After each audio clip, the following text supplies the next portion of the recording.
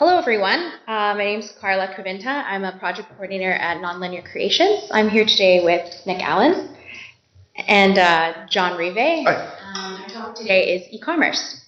So, first, can you please introduce yourselves? Sure, I can go first. My name is Nick Allen. I'm a solution architect here at Nonlinear. I've been with the company for coming on 2.5 years now. I have around 7 years of Sitecore implementation experience, having previously worked 4 years for a luxury tour operator based in the UK, and around sort of 10 years of just general web application experience. Hi, I'm John Revay, I'm account manager for Nonlinear. Been here about 3 years and have been working in IT just a little bit before electricity. Great, thanks, guys. So my first question for you is, could you give me a brief overview of your own experiences with e-commerce? I'll start with John. Sure. One project I was involved with, I owned requirements and project management for the introduction of online e-commerce for a national retailer. It was actually their cooking school that moved from only being able to sign up for classes in store to being able to sign up for classes online. And so that was very much looking through that whole thing of starting from nothing and moving to a full end-to-end experience. At Nonlinear, similar to some of the projects that Nick's been involved with a couple charitable organizations around online donations. Yeah, as John just mentioned, we've done some quite recent work with 2 charitable organizations. So kind of an interesting set of challenges that come with that, because obviously in that space it's a very emotional purchase that you're making. So kind of half of that is kind of encouraging donations for depending on what your reason is and where you're coming from, and then obviously managing the transactional side of that, but not just one-time transactions, also thinking about monthly reoccurring transactions. And then also working again in the travel industry for a tour operator, managing online bookings for packaged vacations. So kind of dealing with multiple passenger bookings, promotions, add-ons, and then obviously managing the transactional side of things there as well. Okay. So how do you both see the trend changing over the next few years? Nick, I'll start with you. For me, I think we're going to see a lot more individuals and small businesses finding it easier to kind of enable transactions between themselves. So individuals to individuals, I think it's going to be a lot easier for people to sign up for kind of transactional or online transactional services. I think what kind of goes hand in hand in that as well is we're going to see a lot more people using mobile devices, not only more mobile device usage in terms of buying online as an individual, but I think also people taking payments using their devices. To kind of think of the sort of door-to-door tradesman who might, for example, a landscape garden or something like that, might start taking payments on his mobile phone or his iPad. Things like, you start to see already things like coffee shops using iPads as point of sale instead of traditional point of sale machines. So I think we'll see a lot of that, kind of more individuals signing up or individuals using online transactions, and a lot more usage on mobile devices. I think along with that, just in the more traditional web e-commerce, there's the barrier to entry to being able to track individuals' purchase preference industry and do recommendations. Sort of the whole process started by Amazon. If you like this, you might like that, or the Netflix model. That kind of ability to be able to present related products, related offers to individuals is becoming a lot more mainstream as content management systems get better at doing that.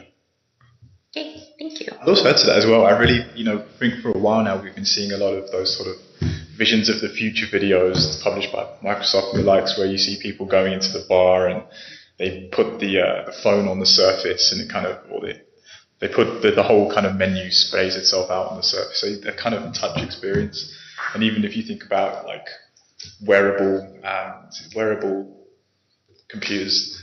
So kind of even clothing that you could even incorporate with payments and things like that. So, wave your hand, like almost Star Wars Jedi style, wave my hand over the payment thing, and it kind of recognizes, it's kind of integrated into your own clothing. Hey. That's kind of the way I do it. No, I mean, I think you're right. It's, with sort of as a generation that's grown up being able to do everything online and do it without any effort. There's going to be more of that. I mean, right now, certainly what I see is that fewer people ever carry cash. And after a while, it'll be, what do you mean I have to take something out of my wallet? You should just be able to look at me and know that I'm going to pay you. Yeah. True. Or even just knowing who you are.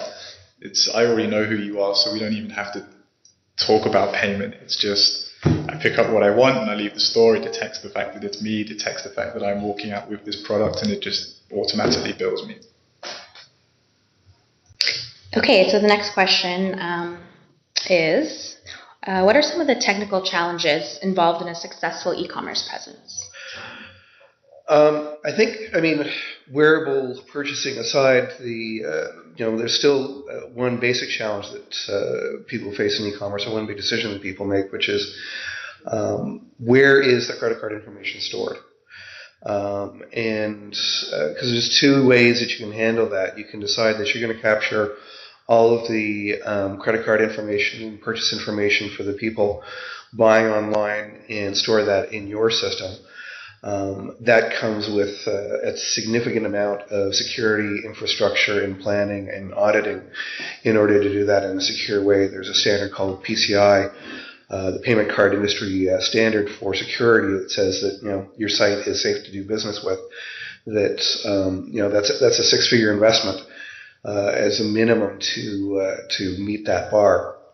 The second approach is to use payment gateways, and there's a bunch out there, and pretty well anyone that you've ever seen in terms of a payment terminal in a store typically has a payment gateway as well. So names like Moneris would be there. And there they essentially take the hassle of collecting the credit card away from you.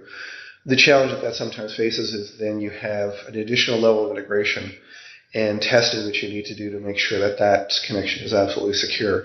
When you're playing with people's money, you want to make sure that you have looked through every eventuality and that the system will respond gracefully to any error that it might encumber, so that the user is never going, what just happened? Yeah, and I think obviously with this kind of the e-commerce transaction part being something that we of course want to personalize and monitor and track and kind of run analytics on, there's so much that affects an e-commerce transaction. And depending on the buying cycle, it's very difficult still to be able to attribute a purchase down to any one specific marketing source or activity, or really being able to understand why that transaction happened, what factors led up to that transaction happening. So we always talk about big data a lot these days. So especially when you're getting to high volume transactions, it's really, for me, the technical challenge is putting all of the tracking in place that enables us to look at that and really identify the success factors and ways to improve that. Okay, and my last question for you, do you have any examples of sites that are doing e-commerce really well? Sure. I actually, the things that I buy online more than anything else are kind of things like car rentals and vacations. That's something I always tend to do online, just because you're in that comparison mode. So most of my interactions with e-commerce sites are sites that enable that comparison of products over a wide range of suppliers. And recently I was looking at a site called tripcentral.ca for booking vacations. And the really interesting thing that they did, which I found a lot of the other sites were not doing, is you could get into that filtering process in the way that's more important to you. So a lot of the sites were basically demanding a destination first before they started looking at things like dates, whereas for me the date was the most important factor. So that site really enabled me to kind of enter into that comparison phase the way I wanted to, and drill down the way that I wanted to. So it's not always necessary. I guess the takeaway from that is to not always force somebody to enter that kind of search process through one way and kind of let that happen using metrics. I mean, one site that I spend a lot of time shopping on is Kobo, which I think they've done a really good job in that case of capturing and storing the user profile information, credit card information. So the actual buying process is very quick and clean. And they also do a good job of it being obnoxious, of recommending, oh, you bought this, we know this is in your library, you may also like these books. And typically result anytime I visit that site, I end up buying more books than I'd originally planned to. I think the other one that I found, I think does a good job, not so much from the transaction point of view, but just the shopping point of view, is Mountain Equipment Co-op, or MEC. I think that they've done a pretty good job, given a very, very wide product range, of making it very easy to find what it is you're looking for and compare a couple different options before making that purchase decision. And given that case that they're actually shipping physical goods, they've done a really good job of thinking about the whole shipping process and making sure that's quick and clean and convenient as well. Great. Thanks, guys. Anything else you want to add, or that's it? No, that's great. Thank you. Thanks.